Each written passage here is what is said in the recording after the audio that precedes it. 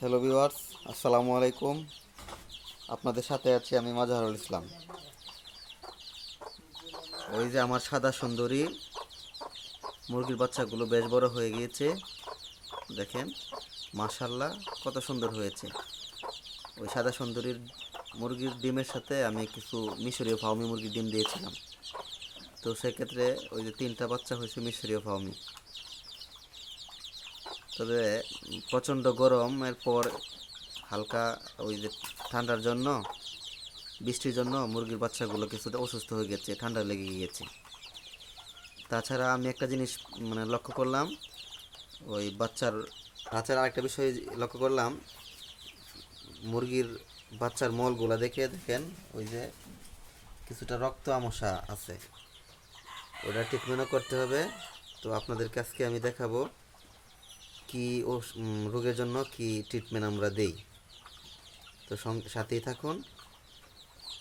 তো ভিউয়ার্স, মুরগির পায়খানার সমস্যাজনিত কারণে আমি যে ওষুধটা ইউজ করব এটা হচ্ছে ESB-30। ওটা বাচ্চার পায়খানাজনিত কোনো সমস্যা হলে ওইটা ব্যবহার করা যায়। ওটা হচ্ছে সালফাক্লোজাইন সোডিয়াম। ওই যে দেখেন এই ওষুধটা, ওইটা আমি ব্যবহার করব আর কি। তার সাথে আর ঠান্ডার জন্য আমরা যে ওষুধটা ইউজ করব সবচেয়ে বেস্ট একটা মেডিসিন, ওইটা হচ্ছে ওই যে ইটেলবেট।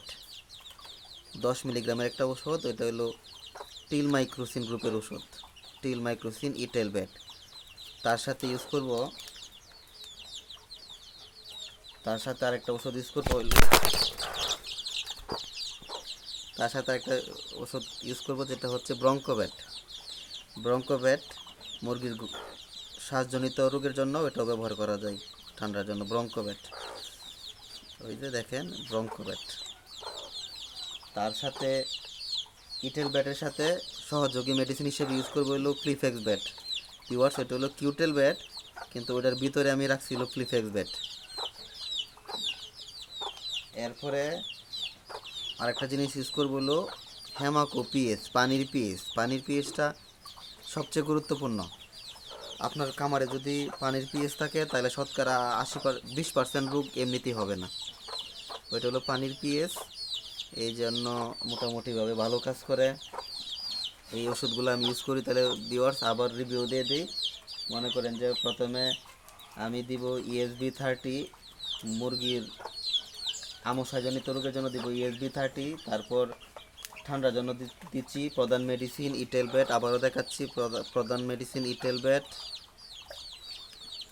প্রধান মেডিসিন ইটেলবেট। আর সাথে দিব সাপোর্টিং মেডিসিন হচ্ছে প্লিফেক্স ব্যাট। ওটা আমি একটা কোটার মধ্যে রাখছি, প্লিফেক্স ব্যাট। আর সাথে আবারও দিব হলো ব্রঙ্কো ব্যাট। এরপরে দিব হলো পানির পিএস। ওই যে পানির পিএস, পানির পিএসটা অনেক ইম্পর্ট্যান্ট। আবারও ভিউয়ার্স রিভিউ দিচ্ছি, ওই যে ইটেল ব্যাট দেখেন।